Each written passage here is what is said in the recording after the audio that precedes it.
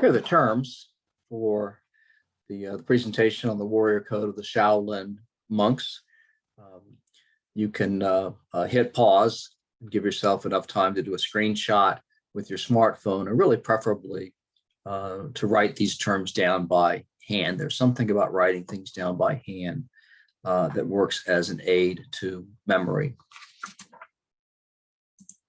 By the end of this presentation, you should understand, first, the basics of Buddhist belief and practice. Secondly, the application of Buddhism to the warrior code of the Shaolin temple. Third, the influence of Bodhidharma and his concept of wushu on the practice of Kung Fu. And finally, the influence of Bruce Lee on the popularization of the martial arts in the Western world, but particularly in the United States and in Europe. Now, this is a modern day photo of the Shaolin temple, which was established in the 5th century and is located in Henan province, about 500 miles south of Beijing. The warrior code of the Shaolin temple monks is unusual in that it does not apply to those who fight in wars. Its influence on other warrior codes is present, but it is indirect.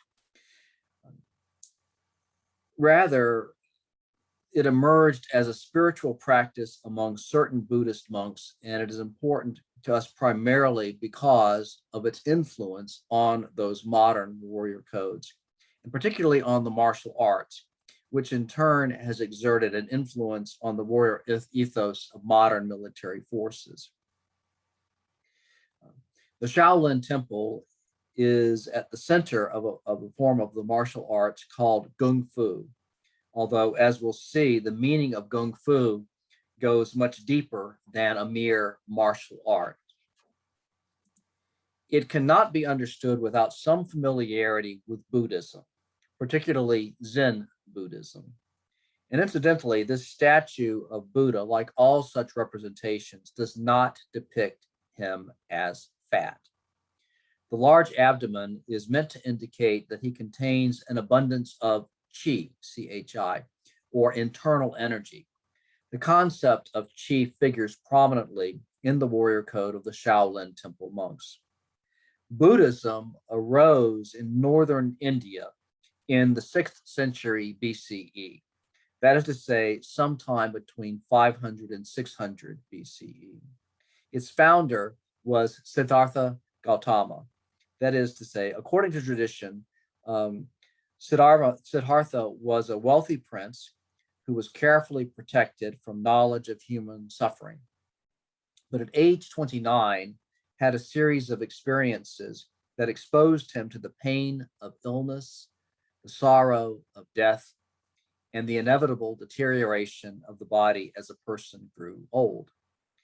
Thereafter, he focused his life on seeking to understand the causes and cure for human suffering. Siddhartha initially followed the path of asceticism, which is to say, an extreme form of self-denial. But, so the tradition goes, after a long period of meditation beneath a tree, he achieved enlightenment as to the meaning of life and spent the rest of his days teaching what he had learned. In the centuries after his death, he became known as the Buddha, which can be translated as the Enlightened One. Buddha was an appealing faith system and soon spread widely from India to other parts of Asia. Today, it is the world's 4th largest religion, with over 520 million practitioners, primarily in East and South Asia, but with adherents the world over, including 1.2 million in the United States. Except that Buddhism is not actually a religion. The Buddha is a revered figure, but Buddhists do not believe in God, and the Buddhist ideal called nirvana does not correspond to heaven, but rather to a state of perfect enlightenment. The essence of Buddhism lies in the 4 noble truths. First, suffering is central to life. Put differently, life is difficult. This is a key insight, even if one is not Buddhist, because we are deeply inclined to believe that life should be easy. If you look at the advertising that surrounds us, most of it promises to say that if we buy this or do that, then our lives will become easy. It is probably the biggest single lie we tell ourselves, so that when life turns out to be difficult, we are embittered by the knowledge or defeated or both. The belief that life should be easy is the antithesis of the warrior ethos. To be, as Theodore Roosevelt expressed it, the man in the arena or the woman in the arena involves the willingness to accept, even to embrace, the certainty that life is difficult. Second, why is life difficult? What is the origin of our suffering? Buddhism holds that it is because we seek what we do not have. And here again, we find ourselves surrounded by a society that insists that if we only have this thing or that thing or the other thing, our lives will be easy. It is a lie. And our refusal to let go of that lie means that we will be perpetually dissatisfied.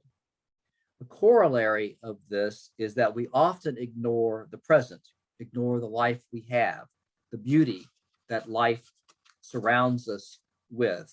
It already holds out to us, the friendships and the family that we have, the love around us.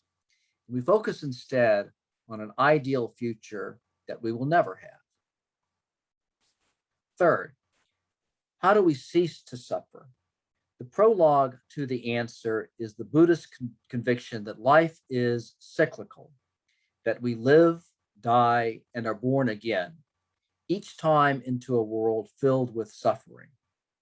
If grasping for what we cannot have is the source of suffering, the solution is to extinguish that part of ourselves that insists on grasping or on craving what we do not have. That is the goal, and the achievement of that goal leads to oneness with the universe. When we can cease to want these things, when we can cease to grasp, then we achieve that degree of enlightenment that leads to oneness with the universe. Being infinite, the universe contains everything and therefore wants for nothing. With the achievement of nirvana, the cycle of reincarnation finally ends, for its purpose has been served. The cessation of suffering within a being has been achieved. Fourth, how do we escape from suffering? Buddhism offers spiritual guidance called the Eightfold Path. And the Eightfold Path is not sequential. That is to say, you don't master one path before moving on to the next. You live your life bearing all of them in mind constantly and living them out simultaneously. They are mutually reinforcing. The diagram shows the Eightfold Path as the spokes of a wheel with the individual at the center. And this is by far the most common way to express the Eightfold Path visually. The Eightfold Paths can usefully be divided into three parts: the division of wisdom, the division of ethical conduct, and the division of mental discipline.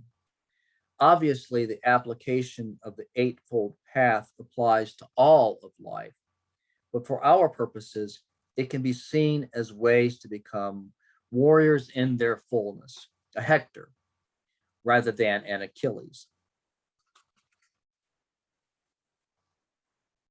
Wisdom involves some basic understanding of the nature of existence, and also the intention to act in accord with this understanding.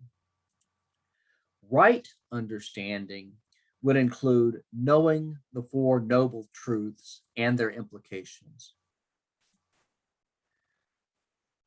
Right intention, which is also often expressed as right thought, involves freeing ourselves from the conditions of craving what we do not have by cultivating the virtues of selflessness, goodwill, compassion, and love for all beings. I spend a lot of time searching for images and videos to support these presentations. And in a classroom setting, I can get by with only a few PowerPoint slides because students have me as their main focus. But in these recorded presentations, it simply won't do to have you stare at a single slide for a long period of time. And so I have to use about 3 times as many slides as I would in a classroom. And finding the right images and videos takes hours. But once in a while, I encounter images and videos that are apt but also unexpected. This is one of the pleasures of having to spend so much time looking for illustrations and videos. This photo comes from an online essay that systematically compares the U.S. Marine Corps ethos with that of Buddhism and illustrates the division of moral conduct.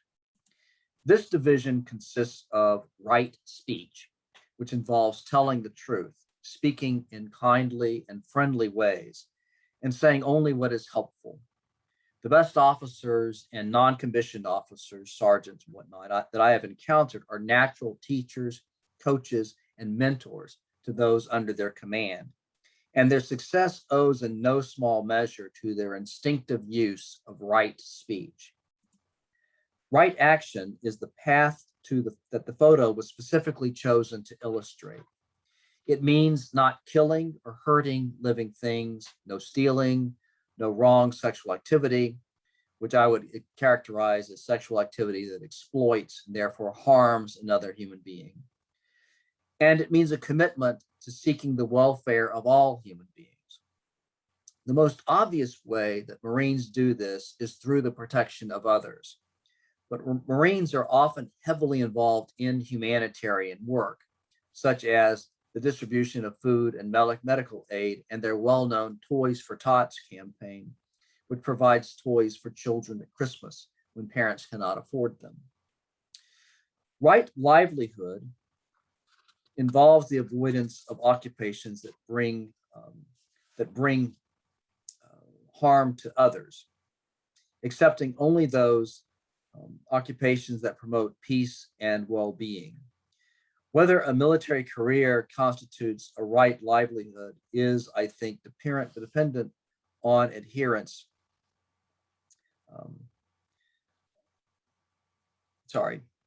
On adherence to the warrior code. Service personnel who follow the code can do a lot of good. Service personnel who don't can do tremendous harm, as we have already seen with the My Lai massacre and the abuse of Iraqi prisoners of war at Abu Ghraib.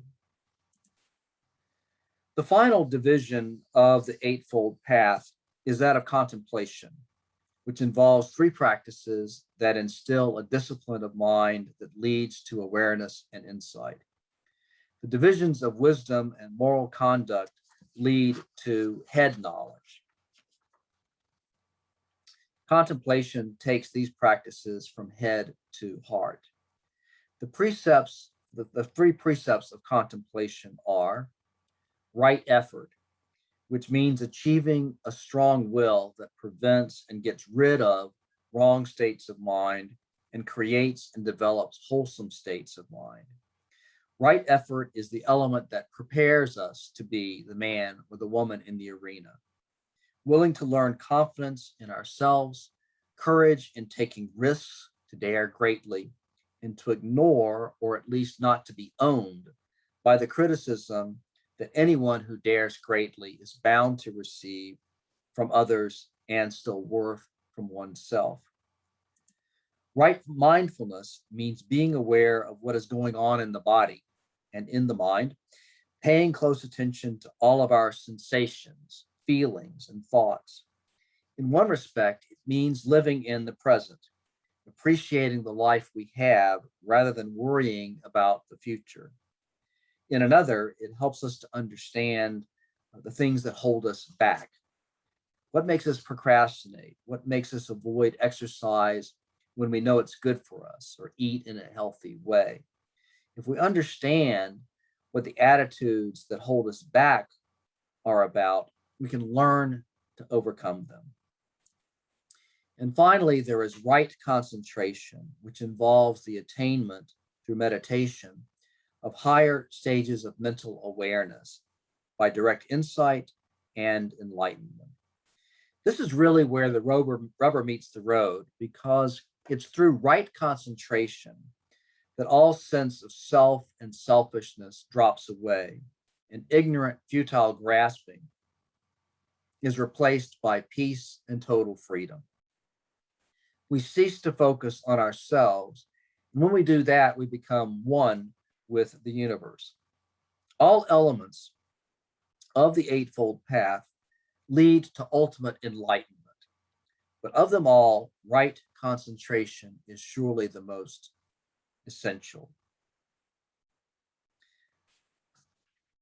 I want to end this first segment of the presentation by introducing you to Bruce Lee, perhaps the best known martial artist of the 20th century.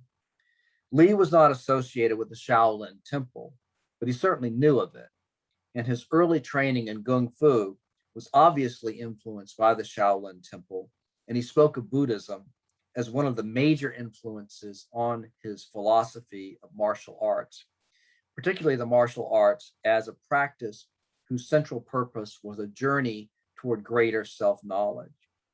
I like this brief excerpt, it's less than 3 minutes, from an interview he once gave, because I think it expresses in an impressionistic but evocative way the martial arts as a means of practicing all elements of contemplation: right effort, right mindfulness, and right concentration.